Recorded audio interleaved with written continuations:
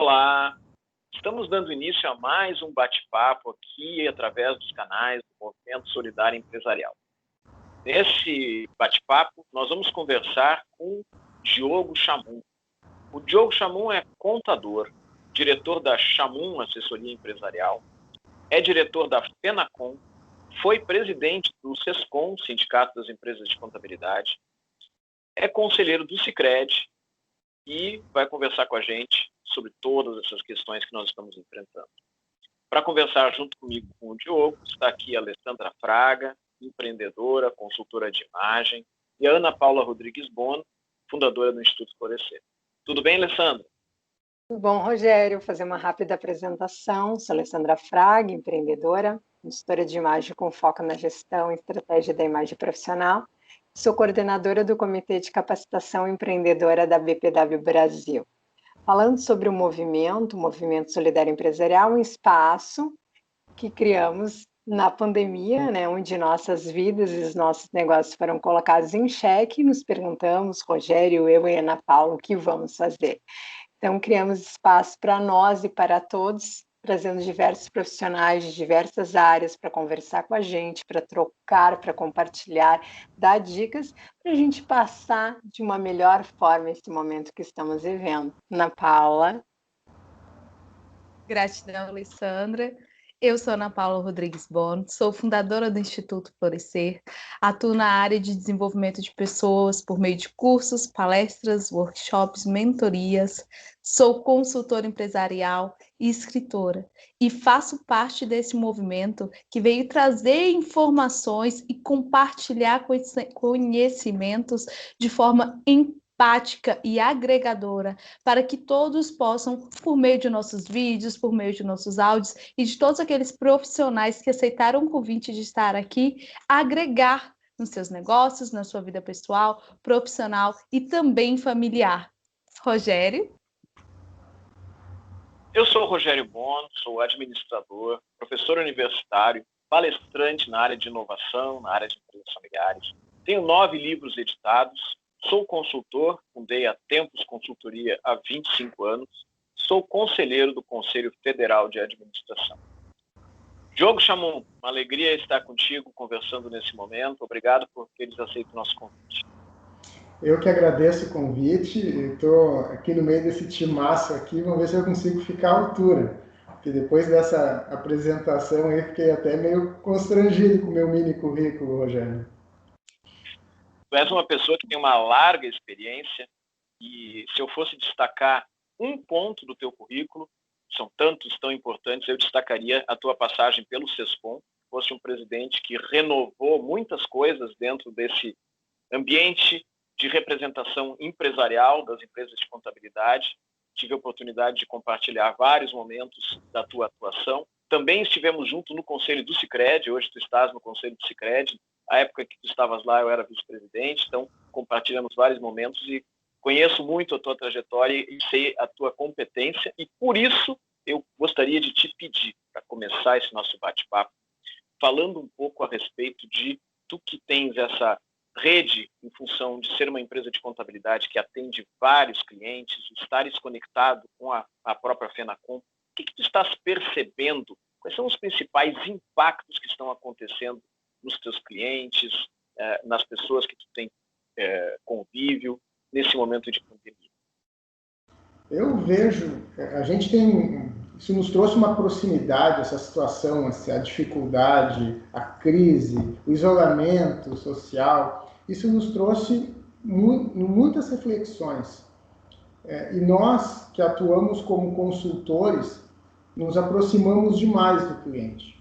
Então, eu acho que com certeza, foi o maior legado que vamos ficar após esse momento turbulento, que é a proximidade do cliente. A nossa atuação, que é contábil, ela por vezes se confunde com execução burocrática. E a gente acaba se deixando levar. Nós temos uma empresa estruturada, que tem mais de 50 anos, então por conta disso a gente atende a mais de uma centena de clientes. A gente, por vezes, não dava tanta atenção para todos. que realmente é difícil a gente conseguir atender.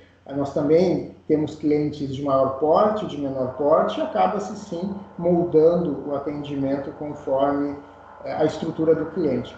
Mas esse momento que vivemos, que estamos vivendo, que oxalá passaremos logo, ele nos aproximou demais dos clientes e isso fez o cliente nos valorizar mais.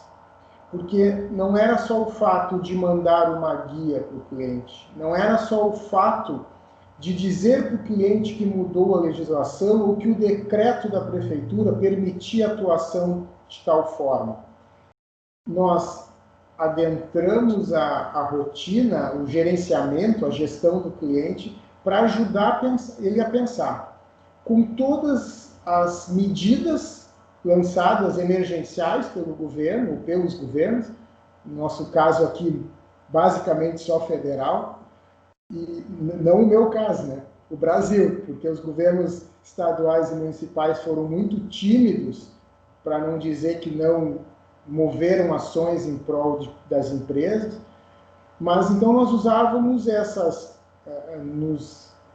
nós entramos na gestão dos clientes, nós conhecemos melhor o dia a dia dos clientes e nós ajudávamos a decidir sobre a aplicação dessas ferramentas emergenciais ou desses dispositivos emergenciais. Então, eu entendo que este é o maior legado para a nossa característica de serviço, né? Prestação de serviço, mas que tem, a contabilidade ela tem uma característica muito própria, porque ela tem a rotina para cumprir, ela tem a burocracia para cumprir. E outro legado que eu vejo é talvez a administração do tempo, porque tanto a minha função na FENACOM, quanto o serviço, parte do serviço que é prestado fora do estado, demandava um avião. Então eu tinha que ter muitas milhas. Então eu era uma pessoa uma pessoa que tem um programa de milhagens muito, muito robusto. E agora a gente percebe que boa parte dessas necessidades antigas são supridas no nosso escritório mesmo. Sem prejuízo. Não vamos querer nos iludir que não vai mais haver reunião presencial. Não é o caso. Tem muitas situações que exigem um contato. Mas, boa parte delas, talvez a metade, pode ser, sim, resolvida virtualmente, como estamos aqui hoje. Então, acho que neste momento, em relação à minha atuação profissional, eu vejo essas duas frentes como grandes legados, grandes aprendizados. Também a gente pode, na sequência, né, puxando para esse lado financeiro, que a gente acaba se misturando na atuação, a questão do fluxo de caixa também foi dada uma atenção importante. É bom lembrar que lá em meados de março, nós empresários e também cidadãos, nos preparamos para uma guerra financeira. Nós nos preparamos para sobreviver por um determinado período. É bem verdade que o período era menor. Nós pensávamos em 30, 60 quarentena, dias. Né? Não é duzentena. Falando em 90 dias, eu me lembro que eu manifestei assim para um cliente. Não, 90 dias ninguém sobrevive. A gente não vai passar de 60. Pois é. Então, o fluxo de caixa também a gente precisou desenvolver, dar uma atenção diferente, renegociar contratos, rever prazos, rever necessidades básicas e não básicas. Então, num contexto geral, é isso. E, lógico, pelo lado negativo, a economia, né? A economia atinge a quase todos, os supermercados não foram atingidos, a área médica menos, teve gente que conseguiu se sobressair, mas a regra, assim, de lojas, o comércio em geral, está tendo muito prejuízo, né? Tem gente fechando as portas, tem gente trabalhando a 30%, a 40% da capacidade. Posso aqui trazer exemplos, né? Eu atendo muito restaurantes. Tem um cliente nosso, antigo, tradicional, também eu acho que perto de 50 anos tem o seu estabelecimento, e ele tinha 99% das vendas locais presenciais. E esse cliente experiente, de uma idade experiente também, né? Para a gente ser gentil, ele hoje está com 50%, ele recuperou 50% do seu faturamento com teleentrega. Isso é fantástico. 50%? E não estamos falando da geração Y, da geração Z, está falando de um senhor de 70, em torno, um pouco mais de 70 anos, que conseguiu migrar, conseguiu recuperar 50% do seu faturamento, o que é extremamente louvável, para mostrar que é possível. Pois é, Diogo, a gente fala da questão de superação, da questão de se reinventar, e é justamente esse teu exemplo uma coisa interessante. A gente atende clientes que muitas vezes são muito mais jovens e que têm uma mentalidade muito mais rígida, muito mais difícil de mudar, de querer tentar algo diferente. Então, tem menos a ver com faixa etária e muito mais a ver com a questão de estar aberto a inovar, a se reinventar, buscar alguma coisa, alguma alternativa diferente. Mas e com relação à própria Chamoun? Houve alguma situação, como é que funcionou a questão de home office e a Chamoun e aos teus clientes? Foi utilizada essa metodologia? Como é que está sendo feito?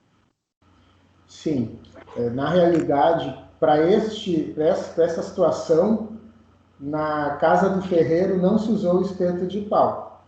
Nós, de posse de todas as informações, só para se contextualizar para vocês e o pessoal que nos assiste, nós temos uma estrutura totalmente presencial. Somos em 3 sócios e aí em torno de 25 colaboradores. Quando iniciou a pandemia, a rotina permaneceu igual, fomos a home office, desde o dia 18 de março estamos em home office, 100%, com algumas vindas ao escritório por questões de logística e questão de coleta e entrega de material, e eventualmente reuniões com os clientes imprescindíveis.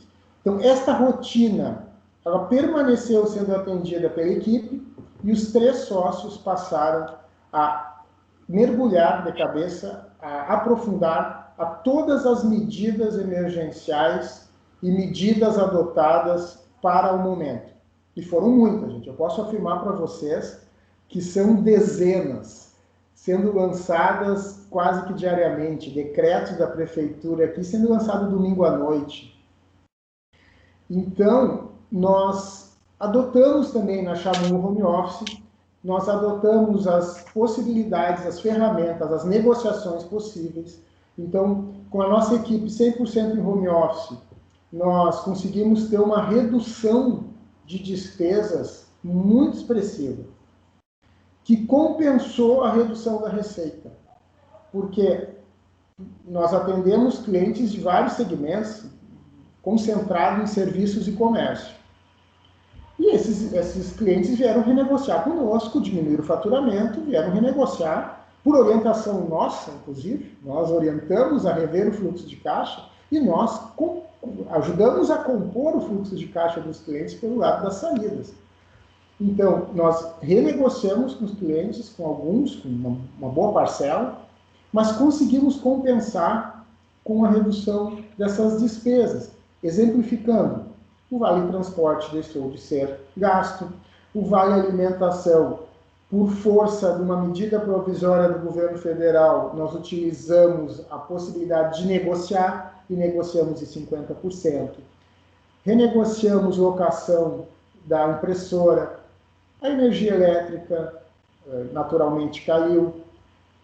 Nós suspendemos contratos de 2 colaboradores. Então, nós usamos tudo que estava ao nosso alcance. E aí, nós conseguimos, com isso, ter um bom fôlego de fluxo de caixa. O que resulta que foi positivo, apesar de todas as dificuldades, apesar de nós sermos jogados a uma mudança repentina sem preparação. Ninguém se preparou para isso. Mas eu acho que a gente conseguiu cumprir o dever de casa para nós, e isso reflete porque leva a nós termos condição de orientar os clientes, de conseguir contribuir na decisão dos clientes, também no modelo parecido, evidente que respeitando a característica de cada atividade. Vou convidar para participar, de fazer algumas questões, diretamente de Brasília, Ana Paula Rodrigues Bond. Gratidão, Rogério. Gratidão, Diogo, por estar aqui com a gente hoje, abrindo um espaço na tua agenda tão corrida para poder compartilhar um pouco da tua vivência, da tua experiência neste momento, que nós estamos precisando exatamente disso, ver exemplos na prática de como nós podemos utilizar aquelas ferramentas que estão à nossa disposição para poder sair deste momento da melhor forma possível, ou pelo menos com o menor prejuízo possível, né? Tu traz dentro da tua experiência também experiência como liderança. E tudo que você veio trazendo para a gente percebe que houve uma boa gestão, uma boa liderança de como utilizar todas as ferramentas que estão disponíveis. Como que tu percebe que a liderança hoje deve agir para esse momento de crise e, assim, trazer um pouco da diferença antes da pandemia, né? E agora o pós-pandemia, como tem algumas mudanças referente à liderança, como o gestor, como os líderes podem lidar da melhor forma com seus subordinados nessa situação? Olha, a liderança, não há necessidade da gente reforçar a importância que tem nós termos um timoneiro, alguém que nos dê o caminho que a gente tem que seguir, alguém que reforce as nossas qualidades e que ajude a capacitar as nossas fraquezas. Mas assim, ficou muito mais nítido, ficou muito mais reforçado. O fato de nós não estarmos presencialmente juntos exige mais do líder. O líder ele precisa conduzir esse processo ou os processos à distância. E aí, isso também, talvez, ou muito do sucesso, ou nós conseguimos passar esse momento bem, se dá pela liderança. E não é a minha liderança, é as lideranças que nós temos. Ficou muito evidenciado, Ana Paula, que nós temos equipes, né? Nós temos áreas, setores, então nós temos líderes de equipe. As equipes que mais entregaram com agilidade, com qualidade, com proximidade, com acolhimento, foram as melhores lideradas. É impressionante que neste momento, inclusive, eu dei um passo para trás e voltei a me misturar na equipe. Já que até então eu fazia uma posição mais institucional, mas com a pandemia eu recuei para poder participar desse movimento diferente. Nós tivemos um crescimento de algumas pessoas da equipe, alguns colaboradores, que impressionam. Nós temos um setor que estava sem liderança por opção deles. Então tinha um grupo forte, mas sem uma liderança apontada ali, definida. E eu fiz a gestão desse setor. Eu acompanhei esse setor. Hoje eu posso dizer que todos têm condição de estarem líderes, de estarem coordenadores. Porque realmente a gente, de repente, tira um pouquinho de poeira, a gente esquece a diferença que faz uma boa liderança. E isso a gente percebe, né, pelo currículo aí de vocês, né, a gente tem essa vivência também em entidades, né, entidades empresariais, onde, via de regra, todos são líderes, né? Então, são aprendizados que nós temos que conseguir ter a inteligência e a capacidade de aplicar, de absorver esses conhecimentos e colocar dentro dos nossos negócios, que por vezes fica de lado, por vezes a dedicação a uma entidade que é importante, Importante quantidade, importante profissional, mas a gente não pode deixar de ter o nosso negócio sempre central e trazer, absorver e trazer todas essas experiências positivas para dentro das nossas empresas. Diogo, uma pessoa que também é líder, foi líder e que se envolve as suas atividades empresariais de liderança é a Alessandra Fraga, foi presidente da BPW Porto Alegre, é da coordenação nacional da BPW e eu passo a palavra para a Alessandra.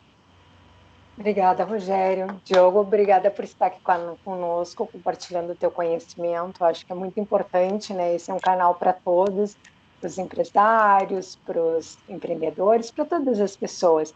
E eu vou te direcionar a minha pergunta para isso, né? Nós fomos abruptamente levados para essa crise, né? Por uma crise viral, não esperávamos isso, né? Abateu nas nossas vidas. E aí a gente vem conversando em várias outras entrevistas, em todas as questões que envolvem isso, a questão emocional, a questão financeira, né? Porque, na verdade, o gestor de uma empresa, ele é um ser humano, né? Então, ele vai ter todos esses sentimentos, né? Que vai envolver e que vai conduzir bem ou não a sua empresa. E tu estava falando ali que eu acho que é muito interessante falar, a possibilidade de usar os recursos para minimizar os efeitos, né? Para a gente conseguir sobreviver, que são recursos financeiros, recursos emocionais, recursos humanos, recursos tecnológicos que podem melhorar, né, a sobrevivência durante a crise. Mas tu falaste da questão que eu acho muito interessante trazer algumas dicas para os empreendedores e empresários que ainda não conseguiram tomar as rédeas dos seus negócios nesse momento, que eu acho que é um ponto complexo, a burocracia, e aí eu te puxo a questão das medidas e dos decretos, né? Que muitas vezes a gente se reorganiza todo, mas tem algumas barreiras que não dependem de nós, né? Então eu te peço para dar algumas dicas para mostrar para os empreendedores como é que eles têm que resolver esse problema burocrático para continuar seguindo. Ele já obteve todos os recursos, mas falta esse detalhe que muitas vezes as pessoas não gostam muito do contador, não gostam muito dessa burocracia, vivem não vou dizer que ilegalidade, mas vivem, né, à margem da sociedade porque não tem medo, muitas vezes é medo. E esses decretos e essas medidas também trouxeram medo, né, para as pessoas e para os empresários. Agora eu te passo a palavra para dar algumas dicas aí para nós, e para o pessoal que está nos vendo e nos ouvindo. Essa tua fala da margem aí para muitas intervenções. E depois, eu não vou mudar o assunto, mas depois eu quero fazer um relato da vida pessoal em relação a isso, né? Como foi mencionado, nós, lideranças ou mesmo colaboradores, temos a nossa vida que está acima disso, acima de tudo, né? Mas ok, olha só, muito importante isso que colocou, Alessandro, porque por muitas vezes se coloca o contador, o serviço contábil, como um mal necessário. Eu brinco, eu faço duas brincadeiras com os meus colegas, que o contador, ele é o mensageiro do inferno, porque ele só dá notícia ruim, ele nunca diz que tem um dinheiro para receber, sempre é uma conta para pagar, um problema para resolver. E ele é um mordomo, que ele sempre é ocupado. Então, qualquer encrenca que der na empresa, a culpa é do contador. Eu faço essa brincadeira que tem um pingo de verdade. Sim. Então, assim, infelizmente, o que nós víamos antes era isso. Contador eu vou demandar quando eu preciso, ou quando trancou, ou quando deu algum problema, ou para reclamar, ou para fazer parcelamento, que é um outro problema que está devendo. E o que eu falei, o que eu coloquei para vocês aqui na minha primeira participação foi que essa situação nos aproximou dos clientes e aí valorizou mais nossa atuação. Então, o que tem que fazer? tem que estar próximo de quem detém a informação, de quem detém a ferramenta, de quem detém a válvula da engrenagem para poder fazer rodar. Que, nesse aspecto tributário e burocrático, é o contador. Mas tem que ter muito cuidado, porque como essas medidas saíam a rodo, e a imprensa aberta, todos os veículos de comunicação massificavam essas informações, muitas vezes isso iludia o contribuinte, o cidadão, o empresário, porque colocavam situações que nem em operação estavam ainda. Então, aí saiu uma medida, o governo liberou 12 bilhões de reais para o Pronamp, mas o Pronamp, estou falando um exemplo fático, né, que aconteceu. O Pronamp, ele é operacionalizado pelos bancos. E os bancos não estavam ainda disponibilizando. Então, não tá podendo pegar. Aí, o Pronamp tinha umas regras. O Pronamp é uma linha de crédito especial para as micro e pequenas empresas. Aí tinha uma carência, uma taxa de 3% ao ano, coisa bacana, legal. Só que chegava no banco para pedir, gerente, eu quero o Pronamp, a minha empresa está aqui nessa condição. Aí daí o gerente dizia, não, o Pronamp não tem, mas eu tenho a minha linha aqui. Então, quer dizer, desvirtuava para a sua atuação. E aí, Rogério, lá no Sicredi, que eu tenho a possibilidade de opinar e participar, eu enfatizei muito isso. Ou faz certo, ou não faz. E lá se trabalhou muito bem, por sinal. Então, Alessandra, voltando, tem que ter proximidade com quem tem a possibilidade de te auxiliar. E nesses casos é o contador. Tem que ter cuidado com as notícias, que as notícias às vezes são douradas. E a gente tem que ter um pouco de filtro. E por fim, o que muito me preocupa é que, eu já falei, eu acho que umas 3 vezes, medidas emergenciais. Essas medidas têm prazo de começo e de término. Essas medidas têm preço, porque praticamente todas estão garantindo alguma coisa. Ou é uma linha de crédito que vai ter que ser paga em algum momento, ou é uma suspensão ou redução de contrato que vai gerar uma estabilidade para o funcionário, para o colaborador. Então, tudo. Tem linhas de crédito que também condicionam o emprego. Então, tudo tem preço. E essas medidas emergenciais, elas foram feitas também por um período de 60 dias, depois 120, agora está em 180. E aí, essas medidas tendem a terminar e nós, empresários, vamos ficar apenas com o ônus de pagar essa conta. Então, esse é um cuidado. Hoje, no começo, quando saíam as medidas, a gente mandava comunicado, eu fazia vídeo, a gente ligava para os clientes. Cliente, tu tens condição de fazer uma suspensão do teu contrato nessas condições. Tu tens condição de reduzir a jornada de trabalho com uma compensação de auxílio por parte do governo nessas condições.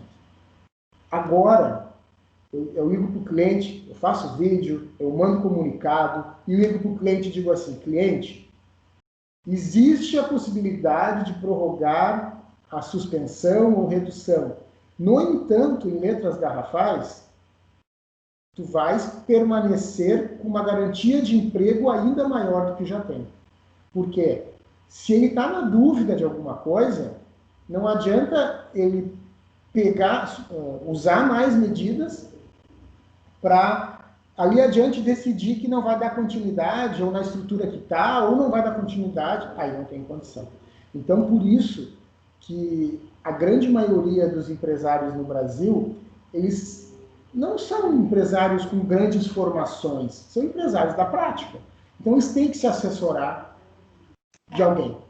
Eles têm que estar escorados em alguém que possa sinalizar as possibilidades e ajudar a ver o menor risco, a mitigar riscos.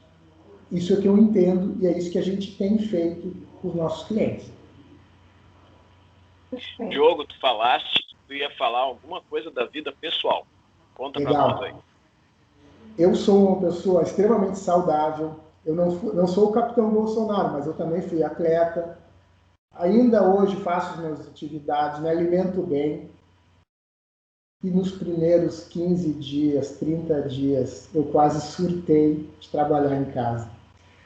Eu moro com meu filho, que tem 17 anos, então não me dá problema. E a gente trabalhava agora um pouco menos, mas naquela ocasião, né, no início da pandemia, trabalhava 12, 13, 14 horas por dia. Sentava às 7h30 da manhã na frente do note e ia direto. Vou arredondar. Então, eu sentava às 7. Às 7 da noite, às 19 horas, eu parava.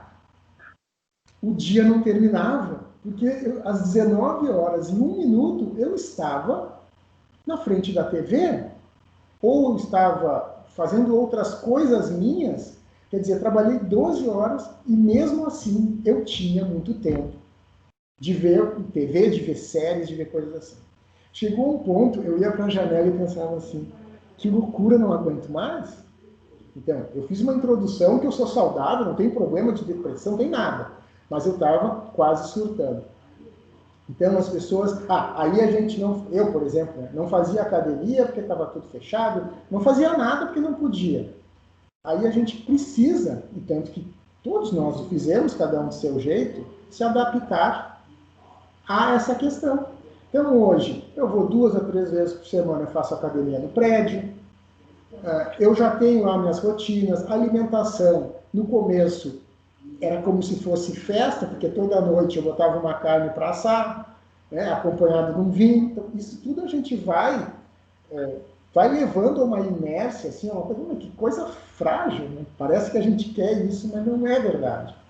Então tem que ter equilíbrio. A gente não pode botar na conta da pandemia as coisas que nós deixamos de fazer. Porque se a gente não estiver bem, a gente não vai produzir, não vai pensar, não vai tomar as decisões adequadas. Então, eu não vou dizer para quem foi sedentário a vida inteira e levantar ferro e chumbo numa academia. Não é isso. Mas quem fazia, que siga fazendo. Quem tinha algum outro lazer, alguma outra distração, alguma outra atividade, adapte e faça. Porque senão isso vai trazer sérias consequências. Consequências familiares, conjugais, de relações de amigo, tudo. Então a gente tem que tentar, a gente precisa se readequar às limitações existentes hoje.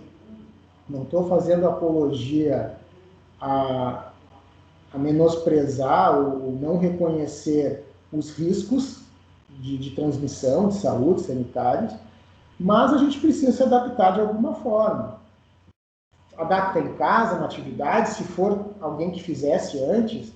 Eu tinha uma reunião lá, um encontro, faz virtual, sei lá, curte mais a família, mas trabalha a cabeça para não ficar fragilizado e prejudicar a sua saúde mental ou saúde física mesmo. Era isso, Rogério, que eu queria falar, porque a gente não está desassociado, muito pelo contrário. A gente precisa ter muito cuidado. E o empresário, principalmente o gaúcho aqui, ele é muito Caxias, assim, ele se pune por ter lazer. Então acaba voltado para fazer uma coisa que tem que fazer, mas não pode descuidar da vida pessoal e das outras situações que tragam prazer para ele. A gente sabe que precisa se cuidar e levar sempre muito a sério as hard skills, mas as soft skills não podem ser esquecidas, porque elas é que nos mantêm vivos e nos mantêm com energia suficiente para poder desenvolver os negócios.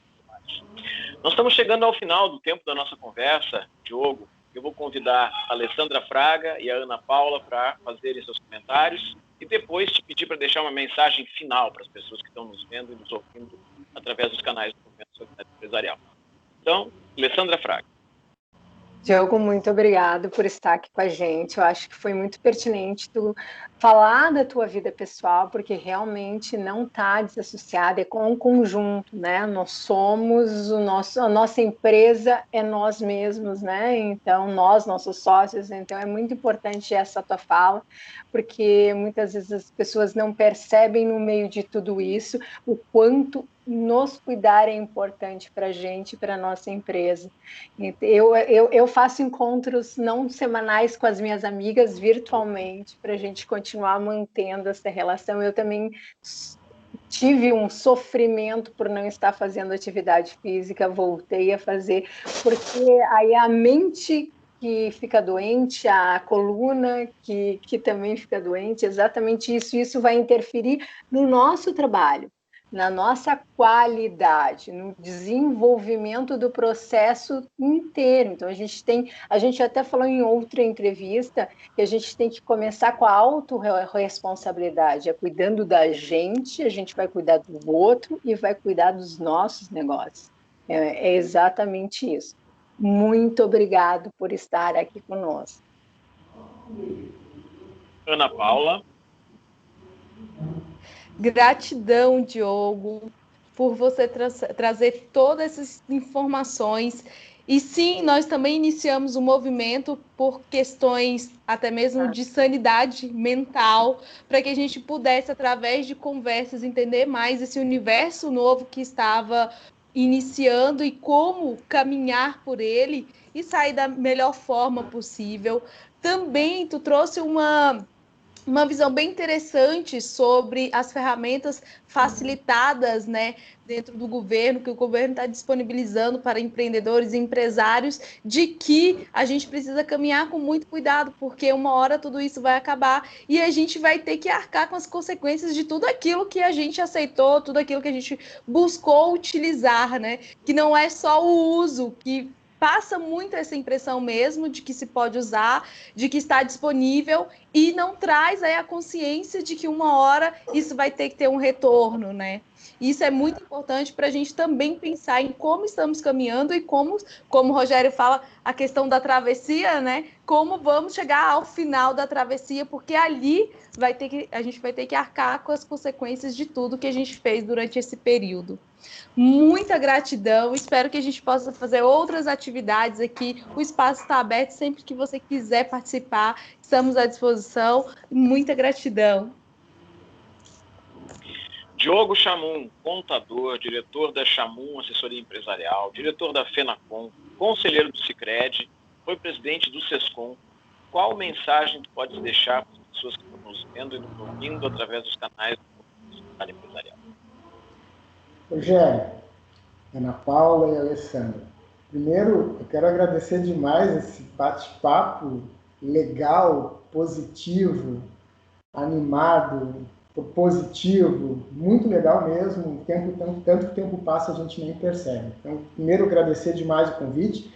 E, Ana Paula, estou à disposição. Eu gostei demais, acho legal, e ainda mais num ambiente tão qualificado quanto esse que vocês montaram aqui. A mensagem final, assim, ela serve não só para este momento, mas a gente, eu carrego comigo que a gente precisa buscar a nossa felicidade e a gente precisa nos desafiar. Nós só crescemos na vida, profissionalmente, na vida pessoal, com desafios. Eu, até a adolescência, até o início da vida adulta, eu tinha um pânico de falar em público. Eu, para responder a chamada do colégio ou da faculdade, até ali eu ficava com um negócio quente no meu estômago. E fui me desafiando a ponto de hoje conseguir desvencilhar bem numa palestra, de dar uma entrevista, de falar para 4.000 pessoas no púlpito. Então isso não foi a pandemia. Isso foi um aprendizado de vida. E a questão da felicidade. A gente precisa buscar o que nos faz bem. Eu costumo dizer o seguinte, a gente às vezes inverte a lógica da vida. Às vezes, por vezes, a gente vive para trabalhar. E na realidade, a gente trabalha para viver, é invertido. Então, eu acho que diante dessas dificuldades que nós estamos vivendo, Nós temos que buscar essas adaptações e buscar coisas que nos façam bem.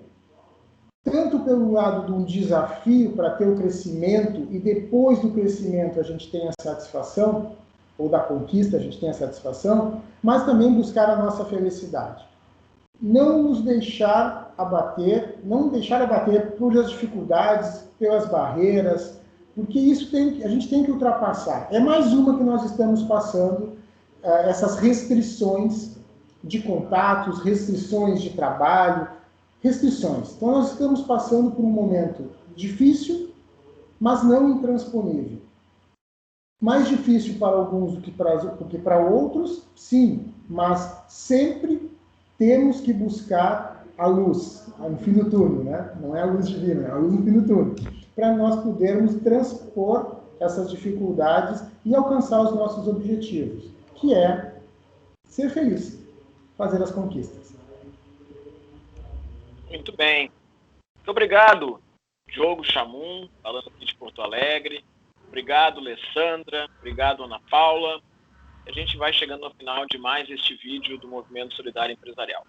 Tchau, tchau. Até o próximo. Tchau, tchau. Tchau, tchau.